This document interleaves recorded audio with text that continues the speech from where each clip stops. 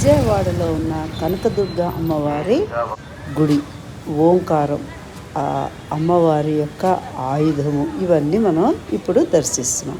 అసలు కనకదుర్గ అమ్మవారు ఒక ప్రసిద్ధమైన దేవస్థానము, గుడి ఇది విజయవాడ నగరంలో కృష్ణానది ఒడ్డున ఇంద్రకీలాది పర్వతం మీద ఉంది. ఆంధ్రప్రదేశ్లోని రెండవ పెద్ద దేవాలయం కూడా ఇది. ఆలయంలో అమ్మవారి విగ్రహం సుమారు 4 అడుగుల ఎత్తులో ఉంటుంది. మిరుమిట్లు గొలిపే ఆభరణాలు, పూలతో అలంకరింపబడి ఉంటుంది. అమ్మ మూర్తికి 8 చేతులు ఉంటాయి.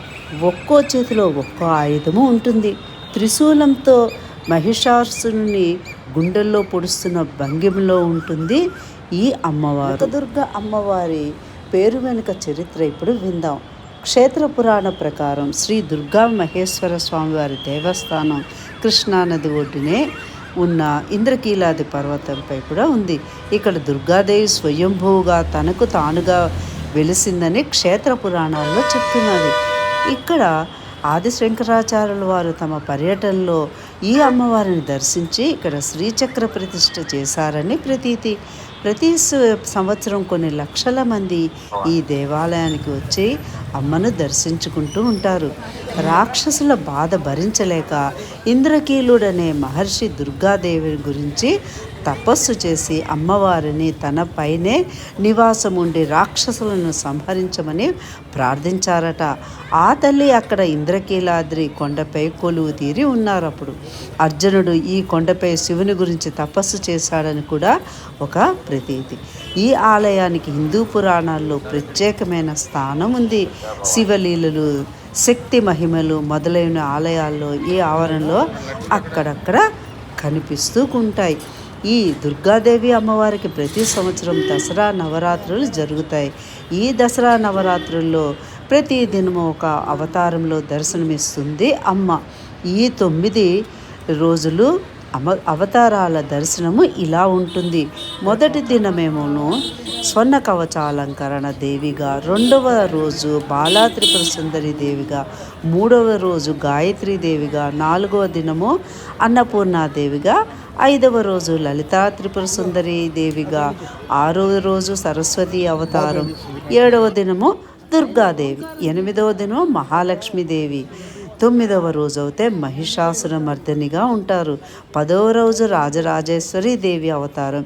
ఈ 5వ దినము జరిగే సరస్వతి అమ్మవారి ఆలయము అలంకరణ ఇది అమ్మవారి జన్మ నక్షత్రంగా అనగా మూలా నక్షత్రంగా భావిస్తారు.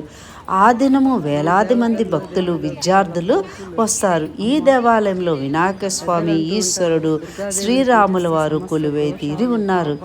ఈ ఆలయంలో దర్శించుకోవటానికి అనేక మంది భక్తులు అనేక ప్రదేశాల నుంచి కూడా ఇక్కడికి వస్తూ ఉంటారు.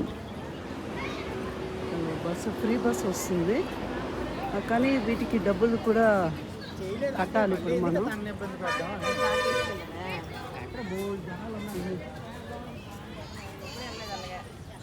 తర్వాత మళ్ళీ తను పెళ్ళడం ఎందుకు వచ్చింది, తను ఎందుకు క్లాస్లో ఉంటుంది.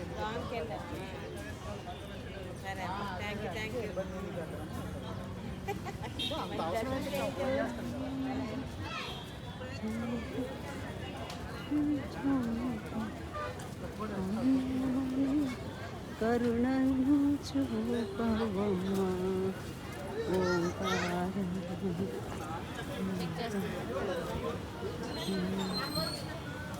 ఇక్కడ వరకు మనకి బస్సు కానీ కార్లు కానీ వస్తాయి.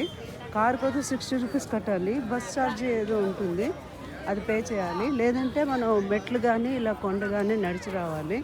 ముందేమో లిఫ్ట్ ఉండేది సౌకర్యం, ఇప్పుడు లిఫ్ట్ సౌకర్యం మొత్తం తీసేశారు. 100 రూపీస్, మళ్ళీ ఫ్రీ దర్శన్ 300 రూపీస్ అవుతే 100 ఏమో బ్యాక్ నిల్చోబెడతారు ఎత్తుగా. 100 తర్వాత 300 అవుతే కొంచెం ముందుకి నిల్చోబెడతారు. 500 రూపీస్ అంటే బంగారు వాకిలి దాటి మనం ముందుకు వెళ్ళాలన్నమాట.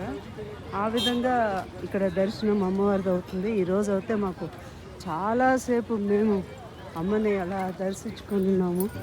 చాలా లక్కీ ఈరోజు మాది మాత్రం చాలా పుణ్యం. సో ఈ విధంగా జరుగుతుంది. ఇక్కడంతా నెట్ అది వేశారు. వర్షాకాలంలో ఈ కొండలు అవన్నీ కూడా పడుతూ ఉంటాయి, రాళ్ళు అవన్నీ. అందుకని వాటికి నెట్ అది సౌకర్యం పెట్టారు. ఇలా నడవగలిగే వాళ్ళు ఉంటే నడిచి రావచ్చు, వెహికల్స్లో కూడా రావచ్చు. అది సో మార్నింగ్ నుంచి మధ్యాహ్నం వరకు 1 గంట వరకు దర్శనం అవుతుంది. మళ్ళీ 4 to 10 ఉంటుంది. కానీ సాయంత్రం పూట 5:30, 6 గంటలకేమోను అమ్మవారికి హారతి అది ఉంటుంది. విఐపి దర్శనాలు కూడా కొన్ని ఉంటాయి. ఇలా జరుగుతున్నాయి. ఇది ఇక్కడ కీలుడు అనే రాక్షసుడు ఇంద్రుడిని మెప్పించి కొండగా మారాడు. భక్తులను రక్షించడానికి దుర్గాదేవి ఆ కొండపై వెలిసి ఉన్నారు. కీలుడి పేరు మీదుగా ఆ పర్వతానికి ఇంద్రకీలాద్రి అనే పేరు వచ్చింది. విజయవాడ పేరు వెనుక కథ కూడా ఉంది. రాక్షసును సంహరించాక అమ్మవారు ఆ ప్రాంతంలో శాంతిని నెలకొల్పారు. అమ్మవారికి ఉత్సవాలు దుర్గాష్టమి, మహానవమి రోజుల్లో అమ్మవారికి విశేష పూజలు, కుంకుమార్చనలు జరుగుతుంటాయి.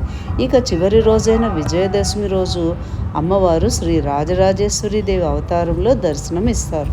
అదే రోజు సాయంత్రం కృష్ణానదిలో తెప్పోత్సవం కూడా జరుగుతుంది. ఇంద్రకీలాద్రిపై జరిగే కనకదుర్గ అమ్మవారి నవరాత్రుల ఉత్సవాలకు తిలకించేందుకు భారతదేశం నలుమూలల నుంచి భక్తులు తండోపతండాలుగా వస్తారు. ఈ సందర్భంగా రాష్ట్ర ప్రభుత్వం వారు అమ్మవారికి పట్టు వస్త్రాలు కూడా సమర్పిస్తారు. దుర్గామాతకి జై.